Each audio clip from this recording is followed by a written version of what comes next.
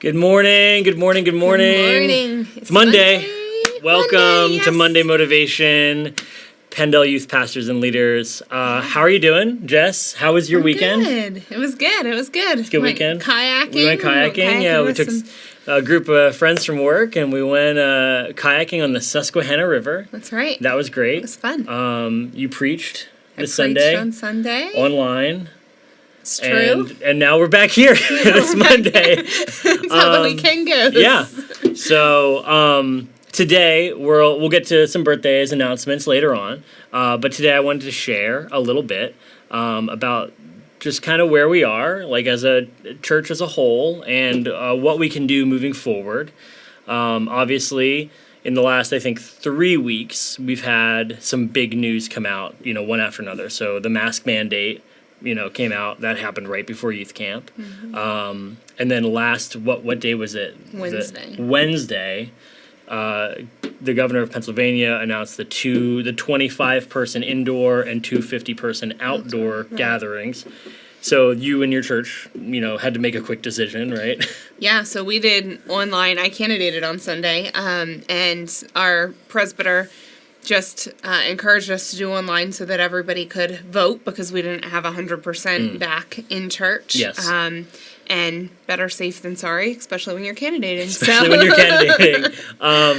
And then they clarified that and said it does not apply to religious organizations. And so, but at that point, you'd already made the decision. Because you see the headline and you dig in more and more and realize, there are so many layers to this And honestly, thing. I think we would have made the same decision either way. Yeah. I mean, the church has always been exempt, and I think that different situations, one church, it might work to have in person and online.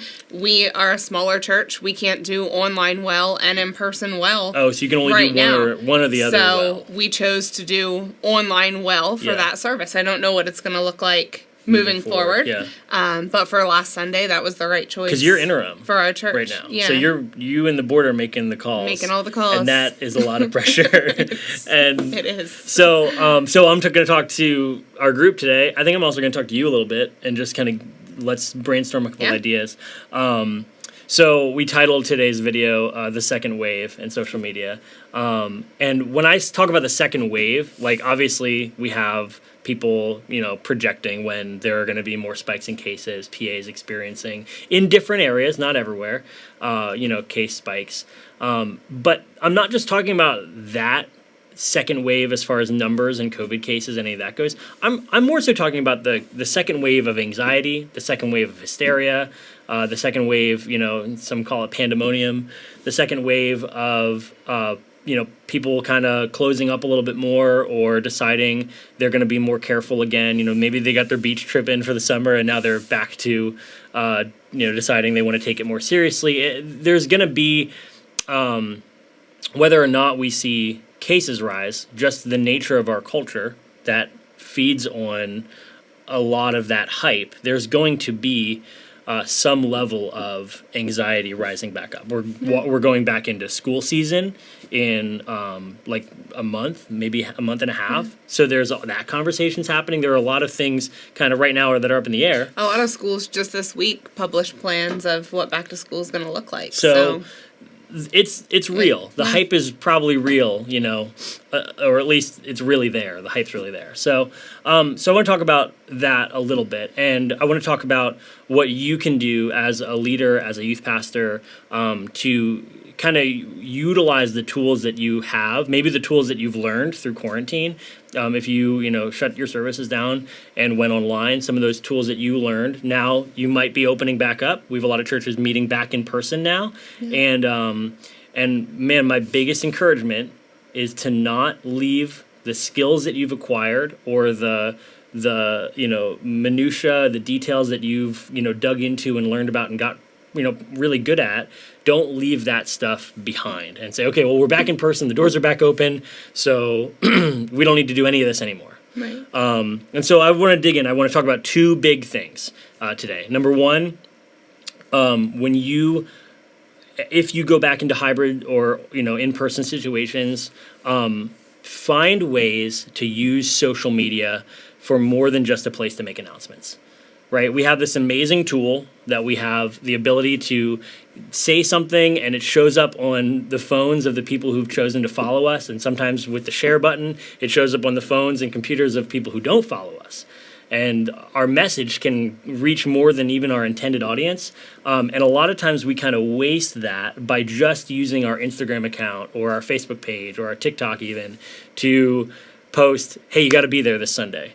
Or, hey, we got this thing coming up. And you know what I mean? Yeah, and I mean, I'm sure that there are students in your youth ministries who aren't back to church yet, right? Yeah. Like there are some families who are completely comfortable with being out in the public, and there are some that are choosing for whatever reason. Maybe it's medical, maybe it's something else to stay back. So you want to make sure that you're still connecting with and reaching those students, even if you're not doing a live stream service and an in-person service every week. Yeah, absolutely.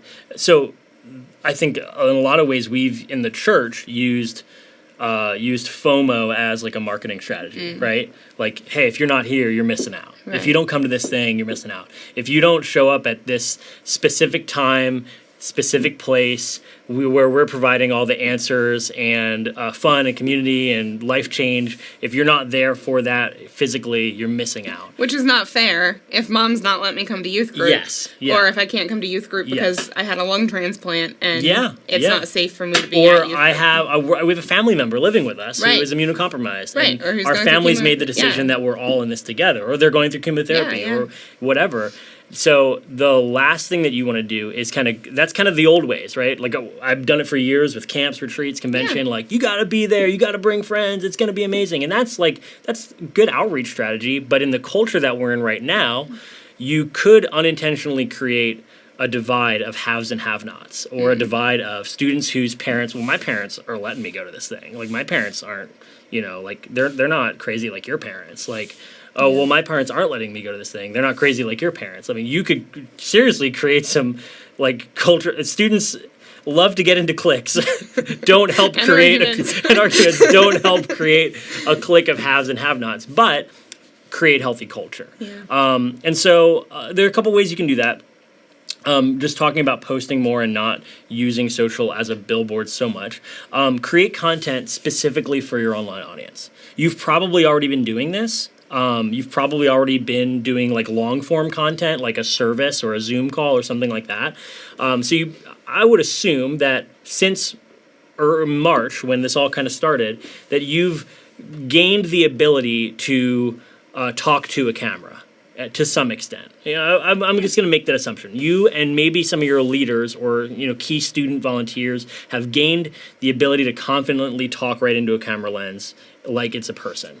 So now the next step is find ways to take those skills you may have used for long form content and boil it down to 60 seconds.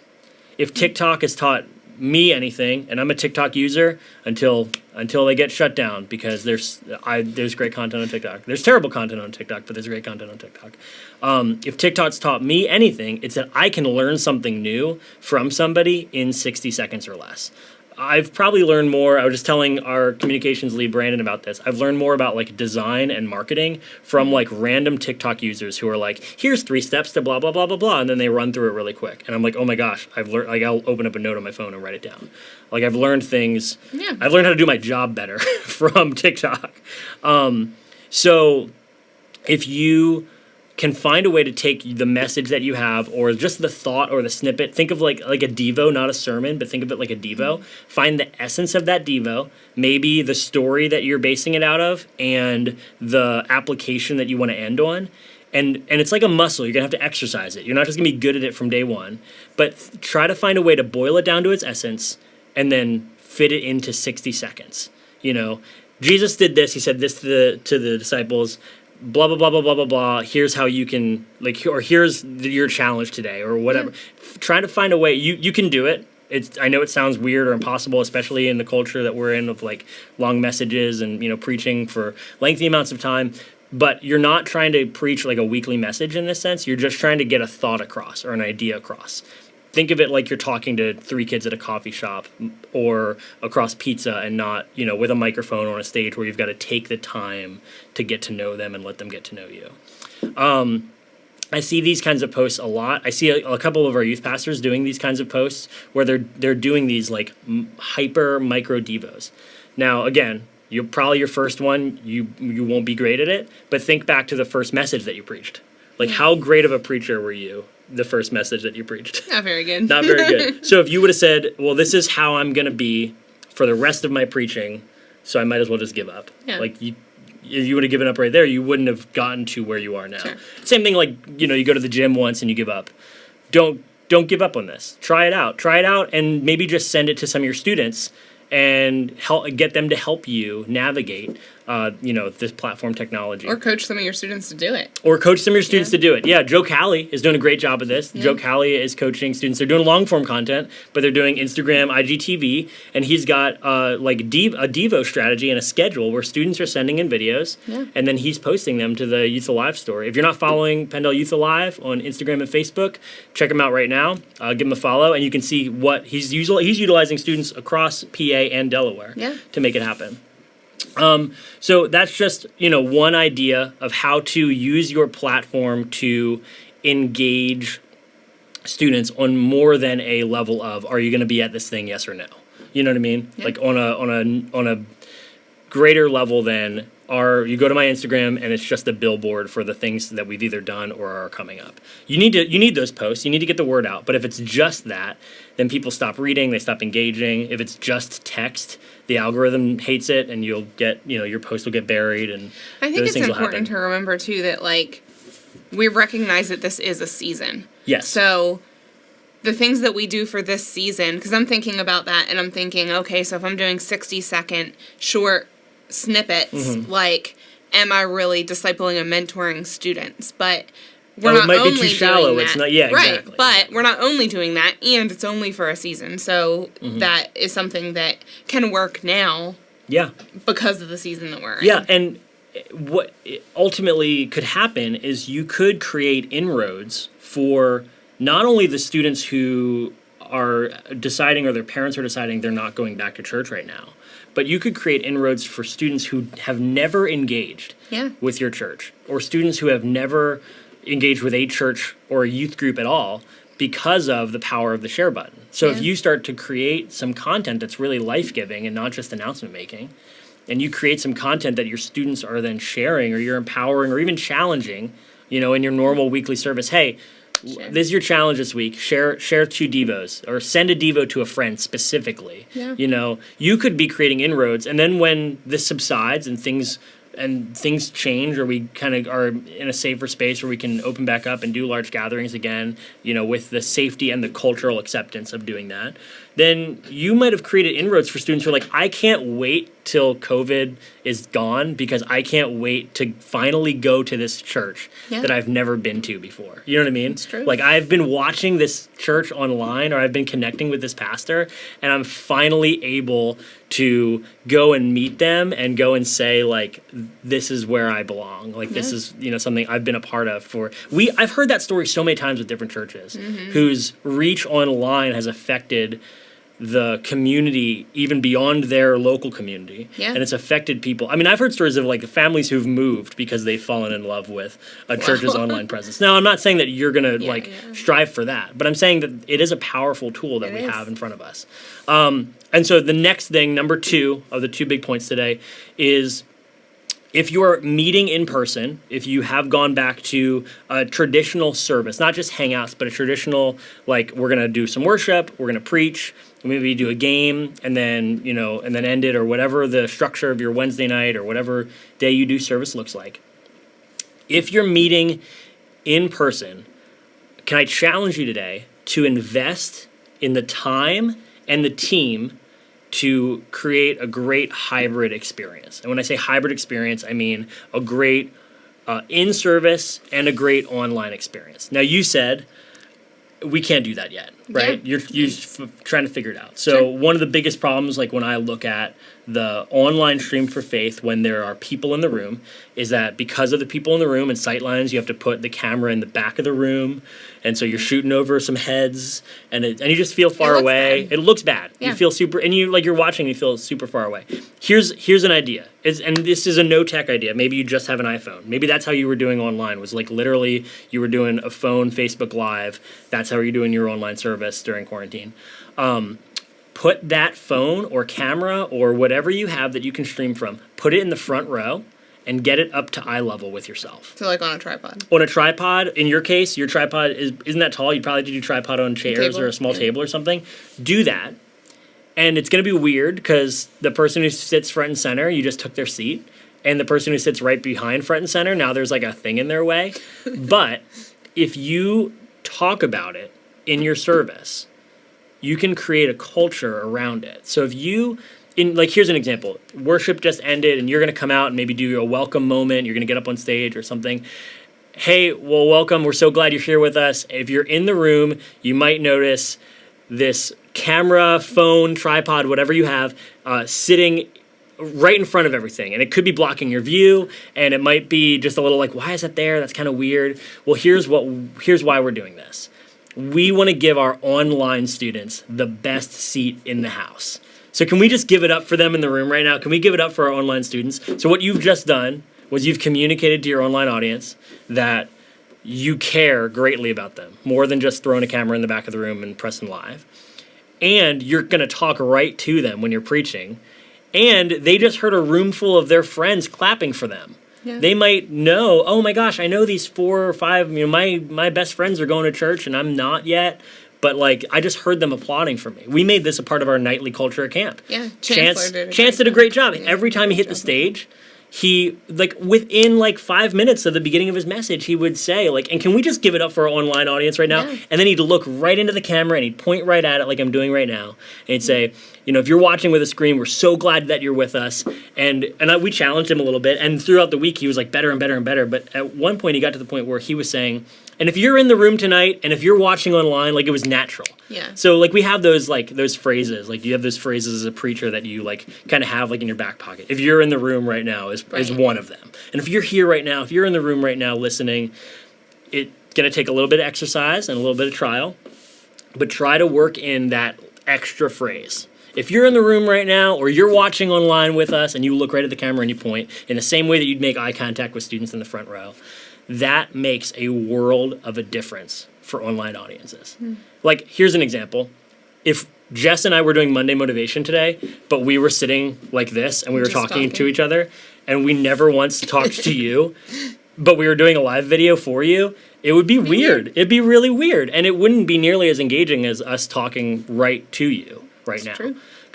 And it's hard. I mean, let's just be honest. I don't see any of you. We're live.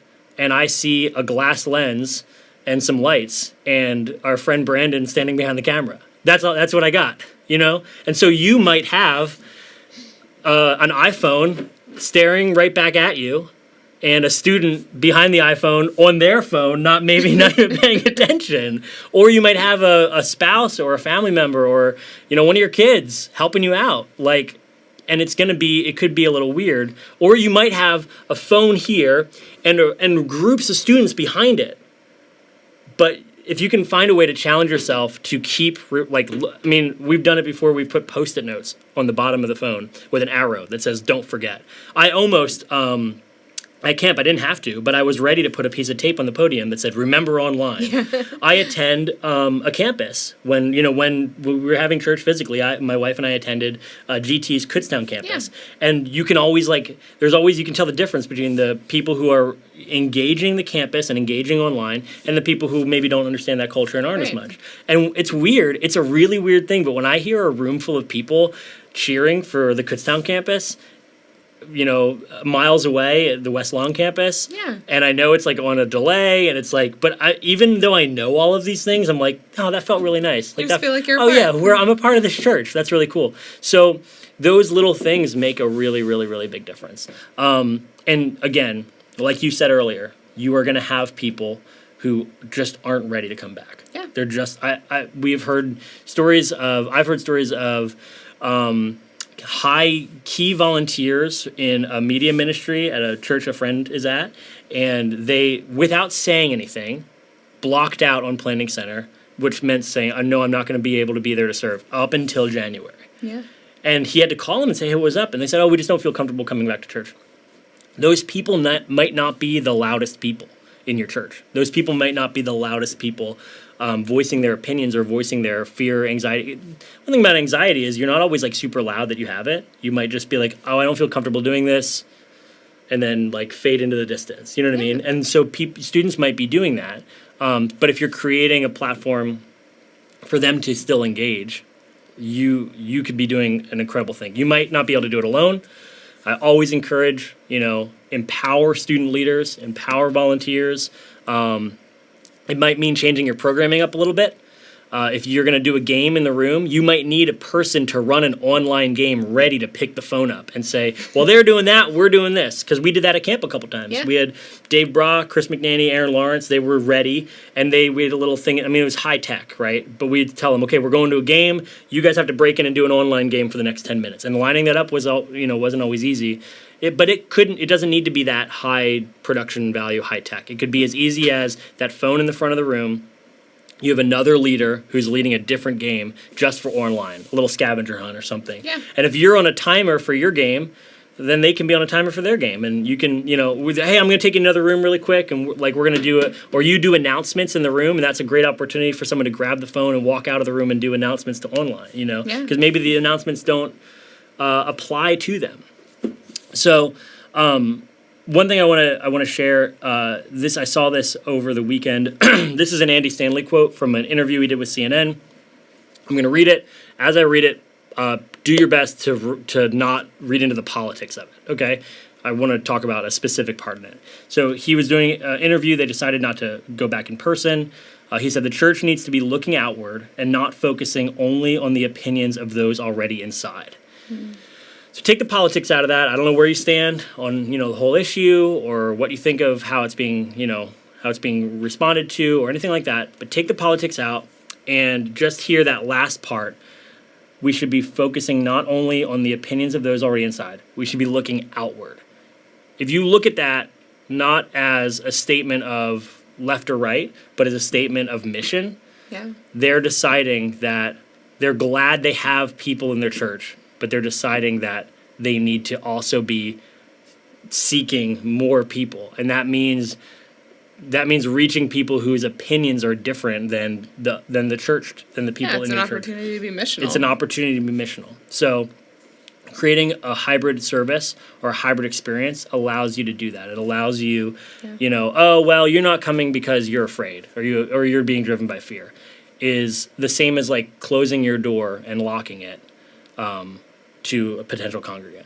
Or you have this technology, you have a phone or a camera or a media department, whatever you have, not utilizing it would be like the same as if you had a room full of people but you didn't use your microphone and you only talked loud enough for the front 2 or 3 rows to hear you.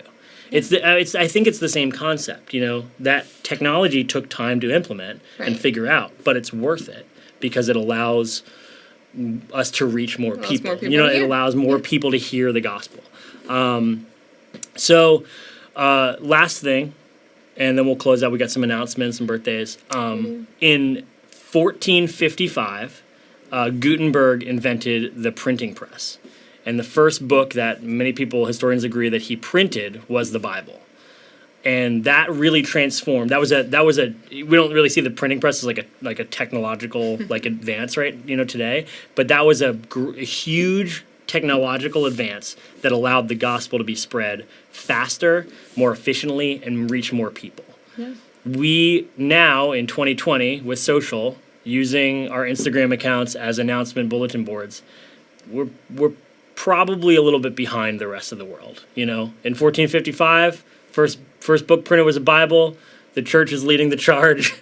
We might be a little bit behind right now.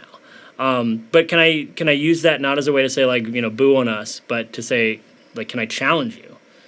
Find ways, whether it's meeting with your students and leaders or just taking the time to learn the platform or taking the time to try to boil down and devote a 60-second essence do something that might be uncomfortable or difficult, ultimately because you have the opportunity to reach more people than just who are inside your church. Yeah, that's good. Yeah, that's all I got.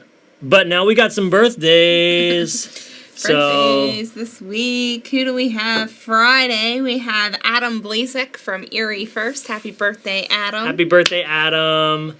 Saturday, we have Jake Lavella and Christian Browler. I think I'm saying that right. I think you are. Happy birthday, guys. Jake and Christian. That's all the birthdays this week. That's all the birthdays. Yeah. Not many this week. Not many. Do we have any announcements? Yeah, we have a couple of announcements, a couple of things coming up in August. Our AIM trip to the Philly Dream Center is still scheduled right now for August 4th through the 8th. And then we also have Bible Quiz Camp coming up August 14th through the 16th. As always, just keep an eye on this page. If we have any announcements COVID related, we just talked about all of the changes that are taking place every week. So if there are additional changes, we will be sure to let you know as soon as possible on those things. Yeah. Jess, will you pray for our youth pastors? Absolutely.